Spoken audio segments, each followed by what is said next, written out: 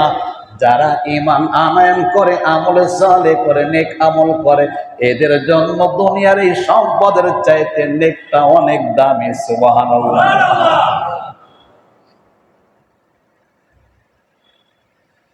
এত কিছুর পরও মুসা আলাইহিস সালাতু ওয়াস সালাম দাওয়াত দেয়া বন্ধ করেন নাই। কারণ এখন ষড়যন্ত্র শুরু করছি, মুসাকে সমাজের মধ্যে অপমানিত করতে হবে। বলে কি অপমান করা যায়? ফোন দিয়ে আসছে, একজন মহিলাকে জোগাড় করছে। বলে কত টাকার দরকার? আমি কারণ তোমাকে সব দিয়ে দেব, একটা কাজ করবা। বলে কি কাজ? মুসা আলাইহিস সালাতু ওয়াস সালাম তার উম্মতের সামনে যখন দিনের আলোচনা করতে থাকবে, তখন তুমি দাঁড়িয়ে যাইবা, বলবা মুসা আমার সাথে জিনায় লিপ্ত হয়েছে। নাউযুবিল্লাহ। আরে এখনো দেখবেন ওলামা ইকরামের পিছনে ষড়যন্ত্র চলে। আসলে ওলামা ইকরাম দোষী না, অনর্থক দোষী বানানোর ষড়যন্ত্র করে। করে কি করে না? এটা এই জামানা না, সর্বযুগে এইরকম ষড়যন্ত্র চলে আসছে। কারণ ষড়যন্ত্র করে একজন মহিলা নির্ধারণ করলো, অনেক সম্পদ দিয়ে দিল, একটা কাজ করবা, মজমার মধ্যে দাঁড়ায় বলবা মুসা আমার সাথে জিনার মধ্যে লিপ্ত হয়েছে। মুসা আলাইহিস সালাম মজমা কায়েম করলো, কারণ মজমার পিছনে বসছে। আজকে মুসাকে বেইজ্জতি করা হবে, মুসা আজকে অপমানিত হবে, লাঞ্ছিত হবে। আরে আমার আল্লাহ যদি কাউকে ইজ্জত দান করেন, হাজার চেষ্টা করলে বেইজ্জতি করা যায় না, ঠিক কিনা? সাময়িক ওই বান্দার কষ্ট হলেও ফলাফলটা তার হাতে চলে আসে, কামিয়াবি তার হয়ে যায়, ঠিক কিনা? ষড়যন্ত্র চলছে, মুসাকে বেইজ্জতি করবে। মহিলা বয়ানের মাঝখানে দাঁড়ায় গেছে। মুসা বয়ান বন্ধ করো। মহিলা সবাইকে ডাক দিয়ে বলে, তোমরা শোনো, আল্লাহর পয়গম্বর মুসা আমার সাথে জিনা করছে। নাউযুবিল্লাহ। মুসা আল্লাহর পয়গম্বর সাথে সাথে সিজদায় পড়ে কান্নাকাটি আরম্ভ করছে। আল্লাহ গো,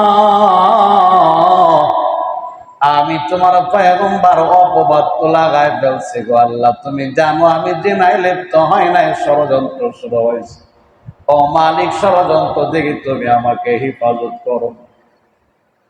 সিজদা থেকে মাথা উঠায়া মহিলাকে ডাক দিয়ে বলে, কসম আল্লাহর, সত্য কথা বলবা, বাস্তবিক কি আমি তোমার সাথে জিনা করছি? মহিলার মধ্যে আমার আল্লাহ ভয় ঢেলে দিলেন। সুবহানাল্লাহ। মহিলা বলে, না পয়গম্বর, মিথ্যা কথা বলছি। বলে কেন মিথ্যা কথা বললা? বলে কারণ আমাকে সাজায় গোজায় নিয়ে আসছে, অনেক সম্পদের লোভ দেখায়, কারণ পিছনে বসা।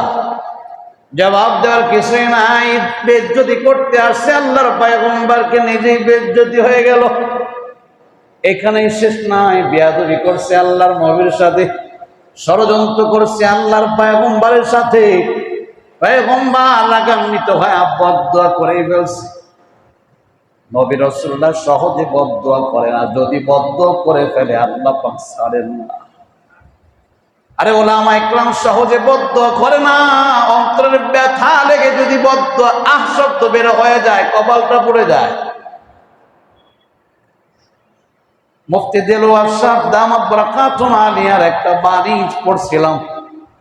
হুজুর বলেন, যেই বান্দার ধ্বংস আল্লাহ পাক চান, ওই বান্দাকে আলেমদের পিছনে আল্লাহ লাগায় দেয়।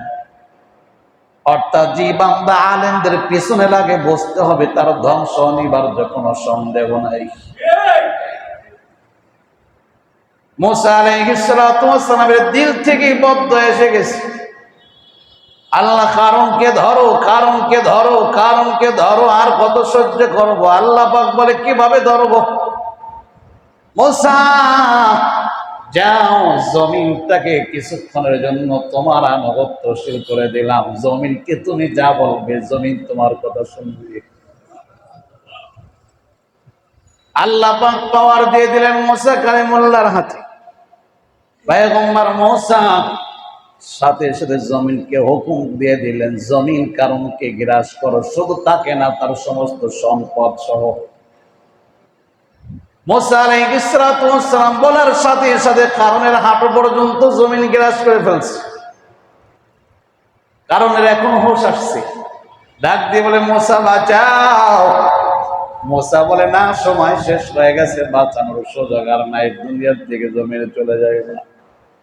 যেহেতু পয়গম্বর রাগ অনেক বেশি, মুসা আলাইহিস সালামের অন্তরে দয়া আসে না, বলে জমিন তাড়াতাড়ি করে তাকে গ্রাস করো। একাকে গ্রাস করবে না, তার সম্পদ সব গ্রাস করে ফেলো। গলা পর্যন্ত গ্রাস হয়ে গেছে। কারণ বলে পয়গম্বর বাঁচাও। মুসা বলে বাঁচানোর সুযোগ হবে না, অনেক বুঝাইছি তখন বোঝো না, আমার পিছনে ষড়যন্ত্র চালায় না। এখন গজবে পাকড়া হয়ে গেছে, এখন হাজার আবদার করলে লাভ হবে। ফাখাসাফনা বিহি ওয়া বিদারিহিল আরদ, আল্লাহ পাক কোরআনে হাকিমে জানায় দিলেন আমি আল্লাহ। কারণ কি, তার সমস্ত সম্পদ সহ জমিনে ধসিয়ে দিলাম। ফাখাসাফনা বিহি ওয়া বিদারিহিল আরদ, আল্লাহ পাক বলে শুধু কারণকে ধসায় নাই, ওয়া বিদারিহিল আরদ, কারণকে জমিনের নিচে ধসে ধসে দিয়েছি। কারণের যত সম্পদ ছিল সব জমিনের নিচে চলে গেছে। ফাখাসাফনা বিহি ওয়া বিদারিহিল আরদ ফামা কানা লাহু মিন ফিআতি ইয়ানসুরুনাহু মিন দুনিল্লাহ ওয়া মা কানা মিনাল মুনতাসিরিন। আল্লাহ পাক বলে কই, কারণকে বাঁচানোর মতো কেউ নাই, সাহায্য করার মতো আল্লাহ ছাড়া কেউ নাই।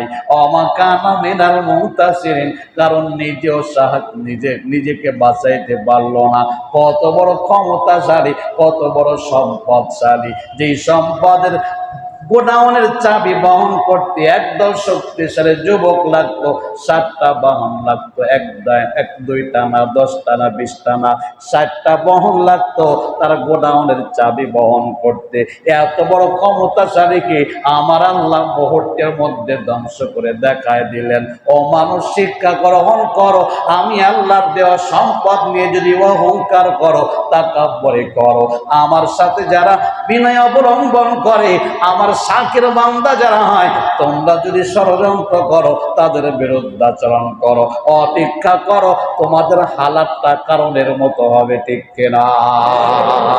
ওমা কানা মিনাল মুনতাসিরিন ওয়া আসবাহাল্লাযিনা তামান্নাও, যে সমস্ত বান্দারা গতকালকে বলেছিল কারণের মতো যদি সম্পদের মালিক হইতাম কতই না ভালো হইতো, কারণের পরিণতি দেখার পরে তারা বলে আমার আল্লাহ পাক রব্বুল আলামিন যা করেন সেটাই আমাদের জন্য কল্যাণ। আল্লাহ কাউকে সম্পদ বেশি দেন, আল্লাহ আবার কাউকে সম্পদ কম দেন। আল্লাহ পাক যখন যেটা দেন আলহামদুলিল্লাহ, আল্লাহ পাকের শুকরিয়া।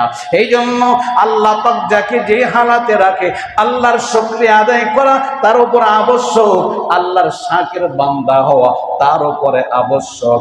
আল্লাহ পাক সম্পদ দিয়েছেন, এই সম্পদকে স্মরণ করা আমার আল্লাহ দিয়েছি, আমি আমার যোগ্যতা বলে অর্জন করতে পারি নাই। কারণ কাজে আমার আল্লাহ যেইভাবে চাবে ওইভাবে আমি সম্পদ ব্যয় করব, শয়তান যেইভাবে চাবে ওইভাবে সম্পদ ব্যয় করব না, ঠিক কিনা? যাদের ওপর হজ ফরজ হয়েছে, বাইতুল্লাহ গমন করে হজ করব, আল্লাহর শুকরিয়া আদায় হবে। যাদের ওপর কোরবানি আবশ্যক হয়েছে, আল্লাহর রাস্তায় কোরবানি আদায় করব, আল্লাহকে খুশি করার জন্য শাকির বান্দা হয়ে গেলেন। সম্পদ আল্লাহ অনেক দিয়েছেন, নিজের পক্ষ থেকে কোরবানি করা। আব্বা আম্মা যদি কবরে চলে যায়, মা বাবার পক্ষ থেকেও কোরবানি করা। কারণ আমার আল্লাহ পাক রব্বুল আলামিন মা বাবার মাধ্যমে আমাকে দুনিয়াতে প্রেরণ করেছিলেন। দুনিয়াতে আসতে গিয়া আমি আমার মাকে অনেক কষ্ট দিয়েছি। 10 মাস 10 দিন মার পেটের মধ্যে থেকে লাথি লাগাইছি। আম্মা জানের খাবার বন্ধ করে দিয়েছি পেটের মধ্যে লাথি লাগানোর কারণে। আম্মা জানের খাবার বন্ধ হয়ে গেছে। 2টা বছর মার স্তন থেকে দুধ পান করলাম। আমি মাদ্রাসায় গিয়েছি, কলেজের টুকরা মা সুন্দর করে পরিষ্কার পরিচ্ছন্ন করায়া আমাকে সুন্দর পোশাক পরায়া ঘর থেকে বিদায় করে দিয়েছে মাদ্রাসায় যাওয়ার জন্য। অবন্ধ পিছনের দিকে কতদিন তাকায় দেখছি মা তো বিদায় দেয়, কিন্তু তোমার কলেজার ঠান্ডা হইতে পারে না। আম্মা জানের চোখ দিয়ে পানি বের হয়। আম্মা জানের কথা কতবার শুনছি, মা কাঁদতে কাঁদতে বেহুশ হয়ে গেছে সন্তানের মায়ায়, তারপরেও ঘরে রাখে নাই আমার সন্তানের ভবিষ্যৎটা উজ্জ্বল হয়ে যাক। ওই কলিজার টুকরা মা যাদের কবরে চলে গেছে, আমার আল্লাহ যদি সম্পদ দিয়ে থাকে, মার পক্ষ থেকে একটা অংশ নাম রাখা, আল্লাহ গো মার পক্ষ থেকে কোরবানি করলাম, মার আমল নামায় সব পৌঁছায় দাও। আল্লাহ সম্পদ তুমি দিয়েছো, বাবা কবরে চলে গেছে, বাবার পক্ষ থেকে কোরবানি করলাম, বাবার আমল নামায় সব তুমি পৌঁছায় দাও। এইভাবে আল্লাহ পাক যাকে যেই রকম সম্পদ দান করলেন, ওইভাবে আল্লাহর রাস্তায় ব্যয় করে আল্লাহর শাকের বান্দা হইতে হবে, ঠিক কিনা?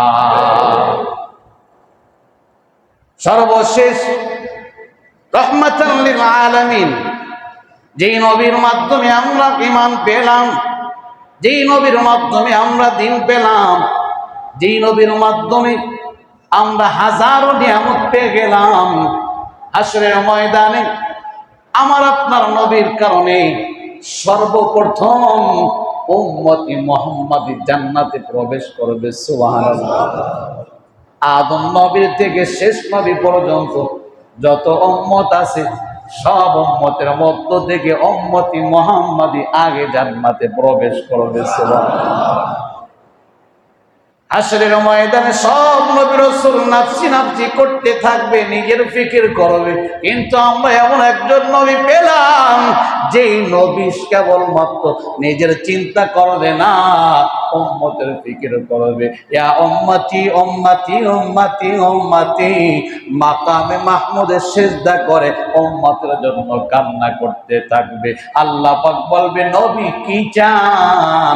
দুনিয়াতে উম্মতের জন্য কাঁদলেন, কবর জগতে উম্মতি উম্মতি বলে কাঁদলেন, হাসরের ময়দানে মাকামে মাহমুদে সিজদা করে উম্মতের জন্য কাঁদেন। নবী মাথা উঠান, আপনি যা চাবেন আমি আল্লাহ আপনাকে তাই দিয়ে দিব।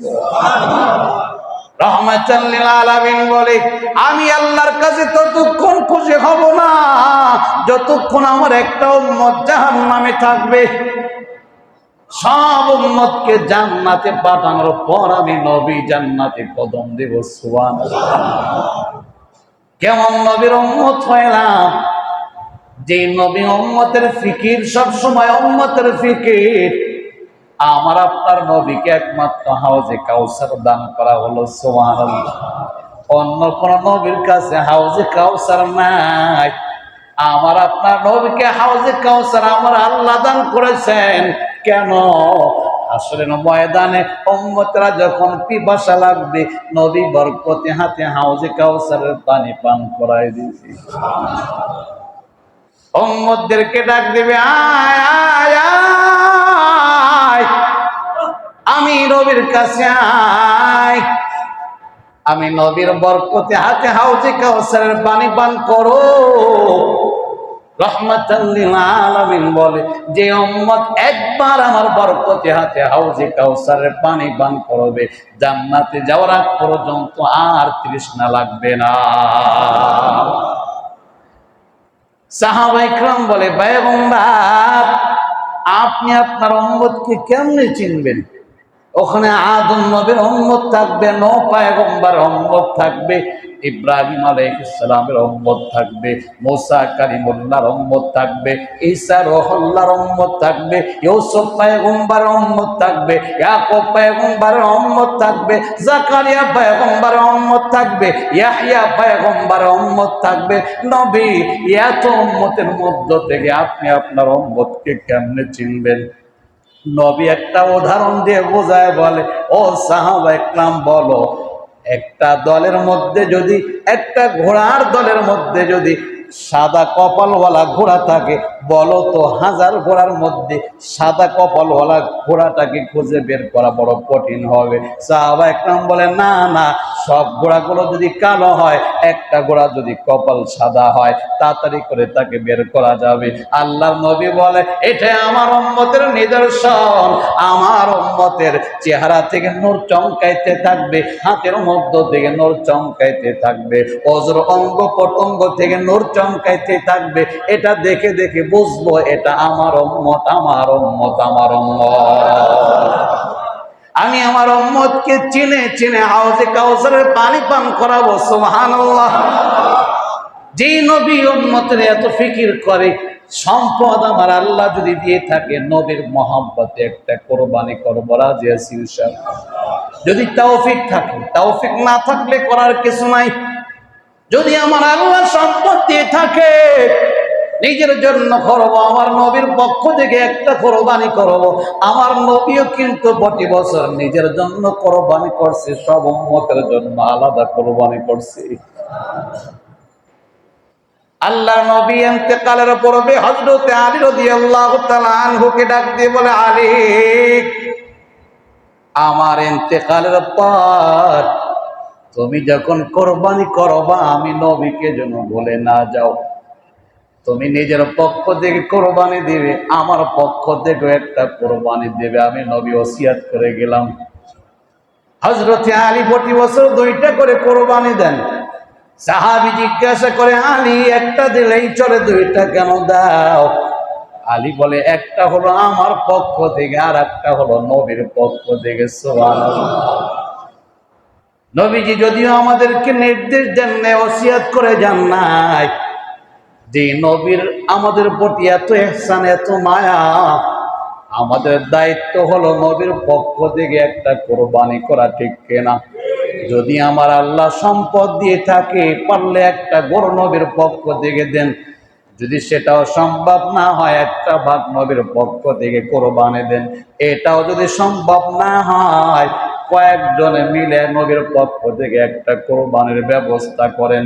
আল্লাহর নবী খুশি হবে যখন নবীর আমলনামায় সব পৌঁছবে। ফেরেশতারা যে বলবে, নবী, আপনার ওই সমস্ত উম্মতেরা আপনাকে বলে নাই কোরবানির দিনে আপনার পক্ষ থেকে বড় পশু কোরবানি করছে।